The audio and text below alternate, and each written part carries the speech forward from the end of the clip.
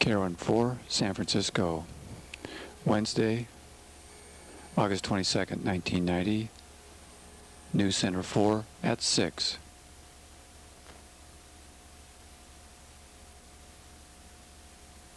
Well, a year from now, soldiers and sailors might owe their lives to a revolutionary material that is right now being developed at Lawrence Livermore Laboratory. High-tech reporter Richard Hart now takes a look at the next step in bulletproof vests. 50 caliber gun firing in 10 seconds.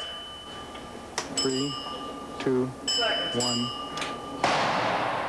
This 6-inch thick armor plate from a Bradley fighting vehicle has just had a grape-sized slug of metal fired at it, and it also has almost a 3/4-inch hole in it. Technicians at the Lawrence Livermore Laboratory use this chamber to shoot all kinds of high-powered projectiles at objects ranging from bomb casings to armor plating for tanks. Experts have always assumed that metal makes the best protection, but that is changing.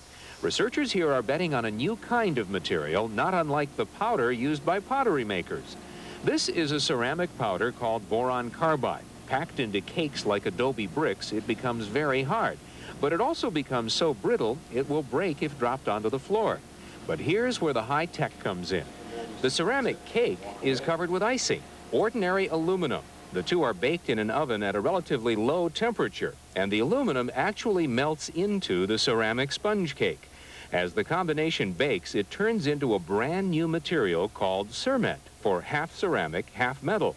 Not only is it the third hardest man-made substance, it is one of the lightest. It weighs slightly more than aluminum alone.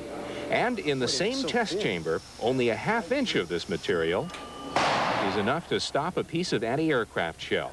Notice the slug did not pass through. Cement, for the first time really being used in a commercial application, it's revolutionary. People really haven't spent a great deal of time in combining metals with ceramics. And the combination of having the hardness from the ceramic and the toughness from the metal, I think, opens up a whole new field.